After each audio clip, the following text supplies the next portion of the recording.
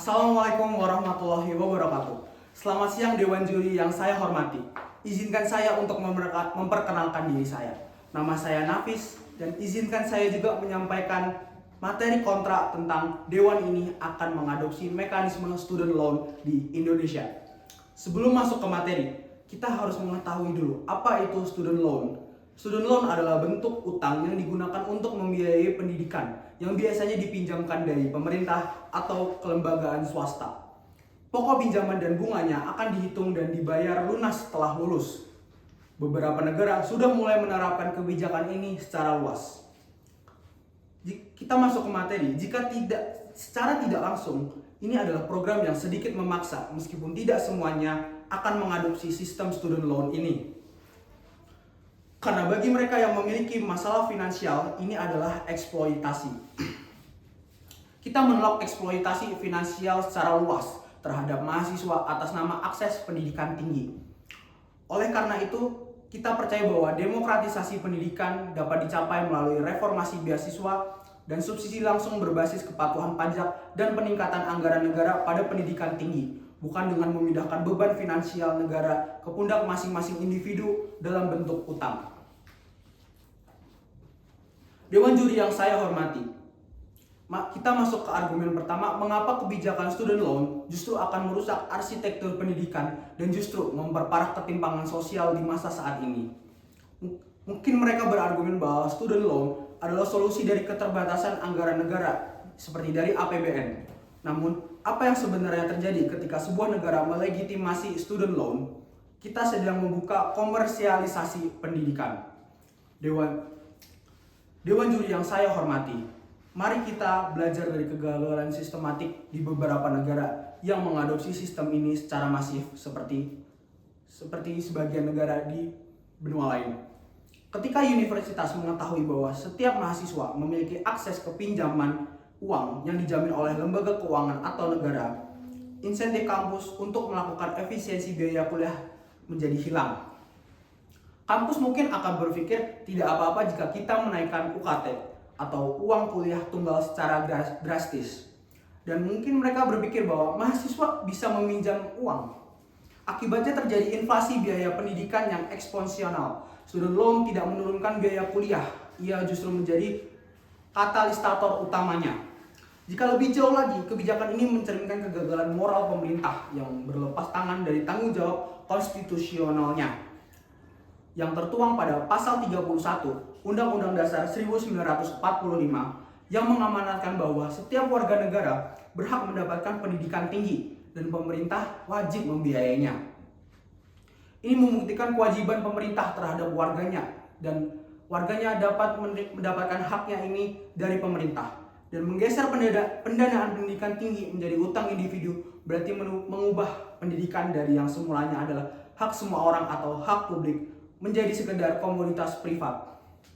Jika mereka mengatakan bahwa sistem beasiswa saat ini mungkin salah sasaran, maka solusinya adalah mereformasi birokrasi, melakukan digitalisasi pendataan, dan memperluas cakupan Kartu Indonesia Pintar atau kita kenal dengan KIP untuk kuliah. Bukan justru memaksa anak-anak dari kelas bawah untuk bertaruh secara finansial dan memulai kehidupan dewasa mereka dengan nilai rapot warna merah akibat utang yang menumpuk. Dampak psikologis yang destruktif serta bagaimana utang ini akan merusak pilihan karir generasi muda Indonesia karena banyak dampak destruktif yang lebih jauh, bahkan lebih jauh lagi, lebih luas lagi seperti depresi berujung hingga bunuh diri karena tentu ini membuat masa depan Indonesia menjadi lebih suram. Mereka mengklaim bahwa utang memberikan tekanan positif yang membuat mahasiswa belajar lebih rajin dan visioner terhadap masa depan mereka. Tapi ini adalah glorifikasi romantis yang sangat berbahaya terhadap penderitaan psikologis mahasiswa Indonesia saat ini. Beban utang ratusan juta di usia muda di rentang 19 hingga 21 tahun bukanlah pemicu motivasi, melainkan sumber kecemasan yang melumpuhkan mereka. Mahasiswa dari kelas bawah tidak akan bisa fokus belajar di kelas ketika pikiran mereka dihantui oleh bayang-bayang bunga pinjaman dan utang yang terus berjalan di setiap detiknya. Mereka tidak akan memiliki kebebasan akademik untuk mengeksplorasi potensi diri, menggali kemampuan diri, ikut berorganisasi di perkuliahan, atau mengambil magang tanpa dibayar yang krusial bagi portofolio dan CV mereka, karena mereka terjebak pada kebutuhan mencari uang instan untuk bertahan hidup.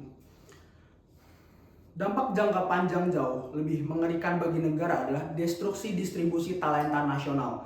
Ketika seorang mahasiswa lulus dengan tanggungan utang student loan, mereka tidak akan lagi memiliki layaknya kemewahan untuk memilih pekerjaan yang berdampak sosial dan membangun startup yang membutuhkan waktu lebih lama untuk menghasilkan keuntungan. Mereka secara struktural dipaksa untuk memilih pekerjaan apa saja yang penting bisa membayar utang student loan ini dengan cepat.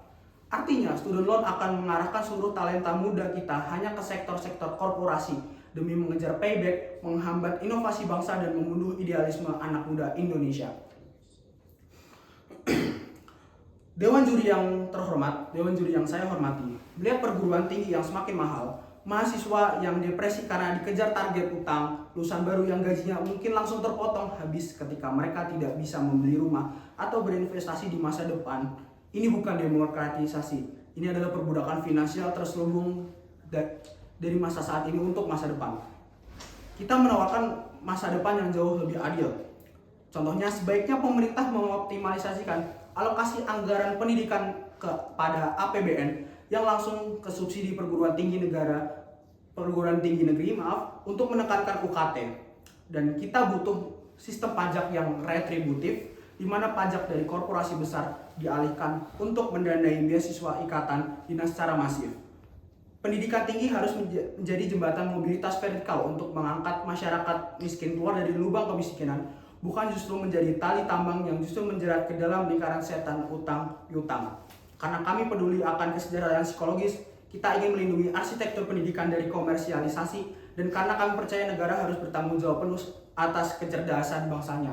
Sekian dari saya, terima kasih. Wassalamualaikum warahmatullahi wabarakatuh.